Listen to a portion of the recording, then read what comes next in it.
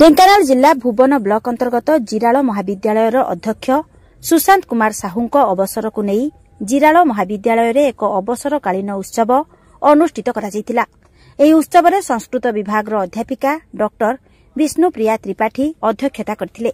एही विदायकालीन संबर्धना सभारे महाविद्यालय अध्यापक विजय कुमार साहू, सुधाकर साहू, कैलाश चंद्र पति, लक्ष्मीधर मिश्र, अनंत कुमार साहू, डॉक्टर पद्मालया षडंगी प्रमुख उपस्थित रही अध्यक्षक उद्देश्य विभिन्न वक्तव्य प्रदान करी अध्यक्षक विदायकालीन संबर्धना जणाइथिले।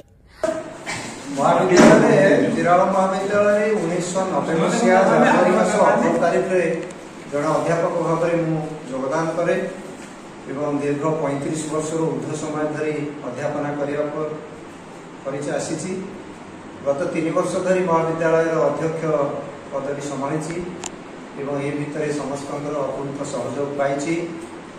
आज मोर अवसर समय आशा करुच्ची महाविद्यालय उत्तरोत्तर उन्नति हम समस्त सहयोग एवं ये अंचल गोटे स्वनामधन्य प्रतिष्ठान भाव अनुष्ठान भाव महाविद्यालय तार टेक बजाय रखिब एवं मोर उत्तर पीढ़ी भाव मैडम विष्णुप्रिया त्रिपाठी अध्यक्ष दायित्व आज आनुष्ठानिक भाव सी मो ग्रहण कर अवसर में शुभकामना जनाऊँगी एवं आशा करुच्ची महाविद्यालय सर्वांगीन उन्नति सी चेष्टा बजाय रखिए एवं समस्त सहयोग कामना। दीर्घ 35 वर्ष धरी सार आप कॉलेज को समय देती चुंबक आम आगे टे बखाणी।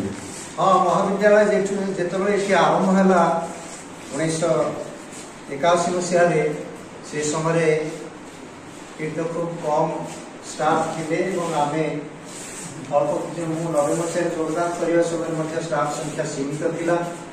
जहाँ से समय ग्रामवासी और अंचलवासी सहयोग अनुष्ठान बढ़ी उठी आज तार स्वाक्षर वहन करुच्ची आमर पिला माने गोटे पल्ली अंचल जाकि भारत तथा भारत बाहर ना कमई एवं ये अनुष्ठान सुनाम बजाय रखिंट। जोटा 1990 मसीह मुझे योगदान करी ये अंचल आमको उपात अंचल भाव गण्य होता।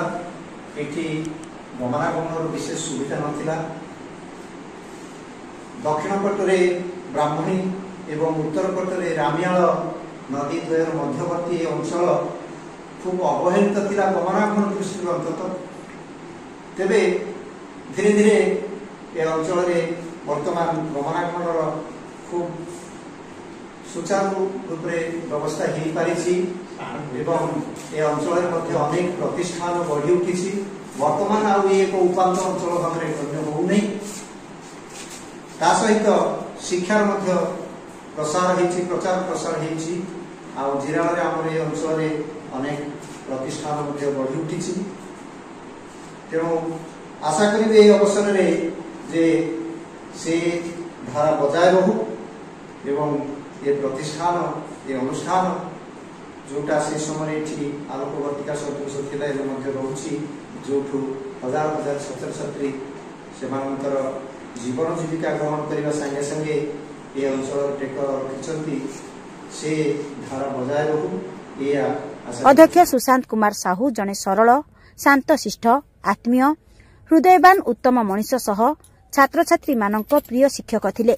दीर्घ वर्ष धरी अध्यक्ष साहू एही महाविद्यालय और छात्र छात्री निज समय को समर्पण करथिले।